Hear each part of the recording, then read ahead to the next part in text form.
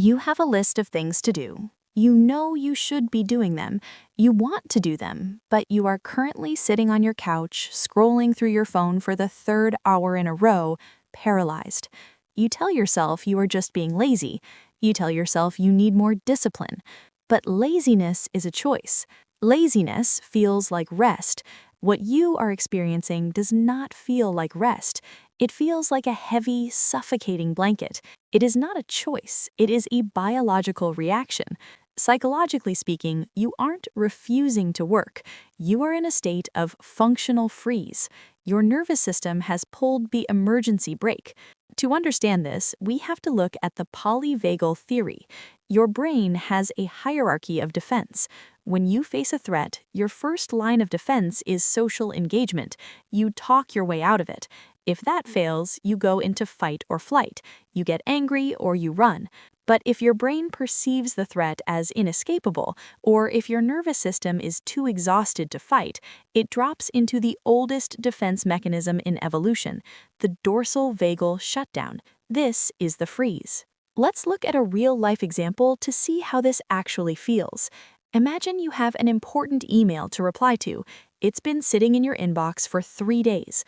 Logically, you know it will only take 5 minutes to type, but every time you open your laptop, your chest tightens, your breathing becomes shallow. You suddenly feel an overwhelming wave of exhaustion, so you close the laptop and pick up your phone to scroll social media. Why? To your conscious mind, it is just an email, but to your subconscious, that email represents a threat. Perhaps fear of criticism, fear of making a mistake, or fear of conflict. Because you cannot fight an email physically and you cannot run away from it, your brain decides the only option left is to play dead.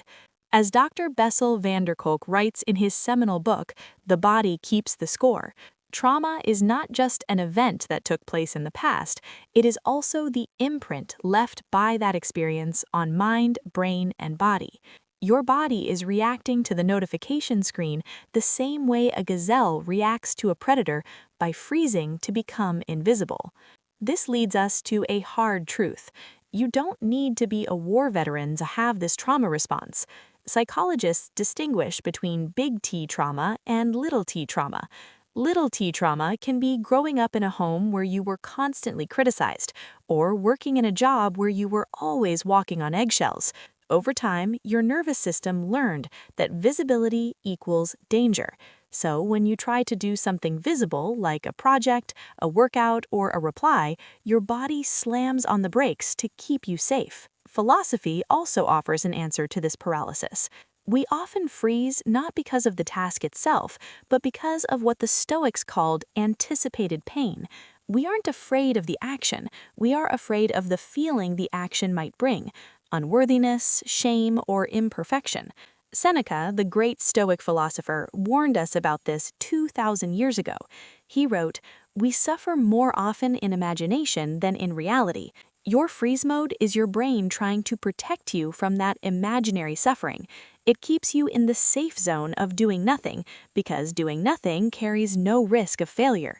So how do you get out of freeze mode? The mistake everyone makes is trying to force themselves to work. They scream at themselves internally, "Just do it! What is wrong with you?" But you cannot scream a terrified nervous system into safety. That only adds more stress, which drives you deeper into the freeze. The solution is a technique trauma therapists call titration.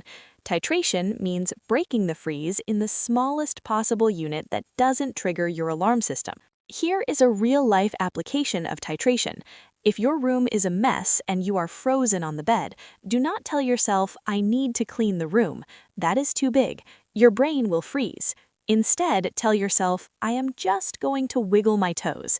Then, "I am just going to stand up." Then, "I am just going to pick up this one sock." You don't negotiate with the whole task. You only negotiate with the next 10 seconds. Dr. Peter Levine, author of Waking the Tiger, explains that we must also release the physical energy. He suggests somatic shaking. When an animal escapes a predator, it physically shakes to discharge the adrenaline. You can do this too. If you feel stuck, stand up and physically shake your hands and arms for 30 seconds.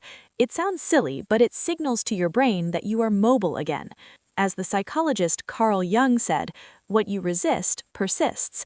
Stop resisting the freeze. Stop hating yourself for it. Acknowledge it. Say to yourself, I am not lazy, I am surviving, but I am safe now. You do not need more discipline, you need more safety. The moment you stop attacking yourself is the moment you start moving again. If you are ready to stop freezing and start living, I want you to comment this affirmation below. I am thawing. Let that be the signal to your brain that the danger has passed.